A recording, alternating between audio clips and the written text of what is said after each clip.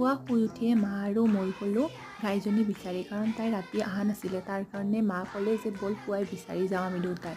বিচাৰি গ'লোঁ আৰু বিচাৰি পালোঁ, তাইক লৈ আহিলোঁ। লৈ আহি পেলাই মই চোতাল সাৰিব, আমাৰ মাটিৰ চোতাল হয়, আৰু চোতাল সাৰি পেলাই মই চৰাইক আধাৰ দিলোঁ। চৰাইক মানে চাউল দিওঁ পুৱাই পুৱাই, সেইকাৰণে মই পুৱাই চাউল দিব ধৰিলোঁ চৰাইক। সিহঁতক চাউল দি থাকোঁতে ছাগলীকেইটা আহিছে, সিহঁতেও বোলে চাউল খায়, আহিছে অলপ চাউল দিলোঁ। ৰাতিপুৱা দেউতাই দিয়ে চৰাইক আধাৰ, ময়ো দিওঁ, দেউতাইও দিয়ে। সিহঁতক ফুৰাব আনিছোঁ, কুকি আৰু কেন্দি। সিহঁতক মানে ৰাতিপুৱা অলপ টাইম বাহিৰত ফুৰাওঁ, ফুৰালে সিহঁতৰো ভাল লাগি থাকে। তাৰপিছত ছাগলীৰ কাৰণে মই পাত কাটিব গ'লোঁ।